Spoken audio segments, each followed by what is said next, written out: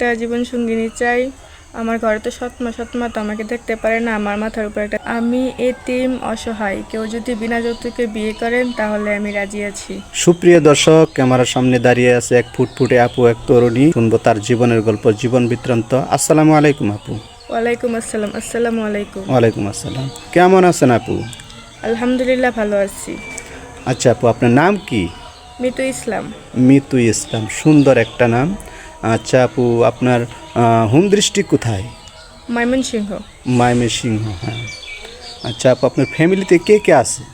আমি, আমার বাবা এবং আমার ছোট একটা বোন। আপনার মা কি হয়েছে? আমার মা ছোটবেলায় রেখে মারা গেছে। ছোটবেলা মারা গেছে, হ্যাঁ। এখন কি আপনার ঘরে কি সৎ মা? জি, আমার ঘরে সৎমা। আচ্ছা, আমরা অনেকেই অনেক কিছু শুনে থাকি। সৎমা তো সৎমাই, সৎমা কীরকম আচরণ করে একটু বলতে পারবেন? আমার সৎমা আমাকে ঠিকমতো খাবার দেয় না, পড়ালেখার কোনো খরচ দেয় না, আমার উপর অত্যাচার করে। অত্যাচার করি আমরা। আব্বু কি করে? আমার আব্বু আগে রিক্সা চালাইতো, এখন অসুস্থতার কারণে ঘরে পড়ে আছে। আপনি আমার কি ইন্টার ভর্তি হয়েছে? ভর্তি হয়েছিলাম, এখন আর্থিক অবস্থার কারণে পড়াশোনা করতে ও পারি। আচ্ছা আচ্ছা, আপনার আর্থিক অবস্থার কারণে আপনি লেখাপড়াও ঠিক করে করতে পারছেন না। এরকম অসহায় মানুষের পাশে কেউ যদি দাঁড়ান, আসলেও অনেক অনেক সোয়াব হবে, আল্লাহ তাআলা অনেক সোয়াব দিবে। আচ্ছা আপু, আপনি আমাদের ক্যামেরার সামনে মূলত কিসের জন্য আসছেন? আপু, যাকে আপনি বিয়ে করবেন তার বয়সটা কেমন হতে পারে আপু? বয়স যেমনই হোক আমার কোনো যায় আসে না, কিন্তু সে আমার প্রতি একটু মনটা বুঝবে। মনটা বুঝবে, আমার পাশে থাকবে, কখনো আমাকে ছেড়ে যাবে না। আচ্ছা, সুন্দর একটা কথা বলেছেন যে ছায়ার মতো পাশে থাকবে প্রিয় মানুষ এবং কখনোই ছেড়ে যাবে না। সেটা সবাই চায়, সব নারীরাই চায়, সব মেয়েরাই চায়। কোনো ভাইয়ের বয়স 30-40 বছর হয়, তাও কি আপনি রাজি আছেন?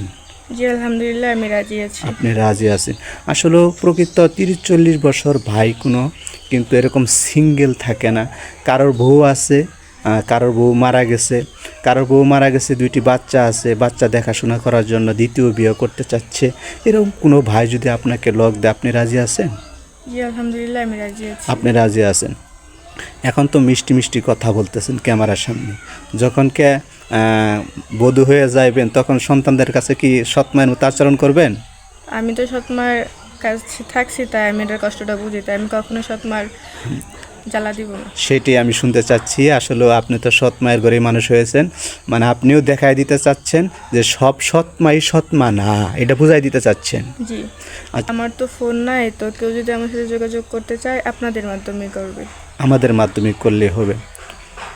সুপ্রিয় দর্শক, এইতে স্ক্রিনে যে নাম্বারটা দেখা যাচ্ছে, এটা আমাদের চ্যানেল কর্তৃপক্ষের নাম্বার। এটা এই মেয়েটার নাম্বার না, মিতু ইসলামের নাম্বার না, এটা আমাদের চ্যানেল কর্তৃপক্ষের নাম্বার।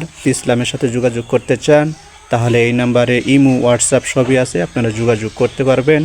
অযথা ফোন কল দিবেন না, অযথা ফোন কল করলে আমরা ব্লক করে দিতে বাধ্য হব। আচ্ছা মিতু আপা, আপনি তো মুসলিম তাই না? জি, আমি মুসলিম। নামাজ কালাম পড়েন? আলহামদুলিল্লাহ, 5 ওয়াক্ত নামাজ পড়ি। 5 ওয়াক্ত নামাজ পড়েন।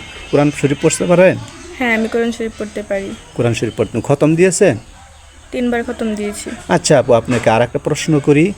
কোনো প্রবাসী ভাই যদি আপনাকে বিয়ে করে দেশে নিয়ে যেতে চায়, তাহলে কি আপনি রাজি আছেন? হ্যাঁ, আমি যেতে রাজি আছি। অথবা বিয়ে করে দেশে রাখতে চায়, খরচ দিবে? হ্যাঁ, আমি রাজি আছি। চমৎকার একটি কথা বলছেন।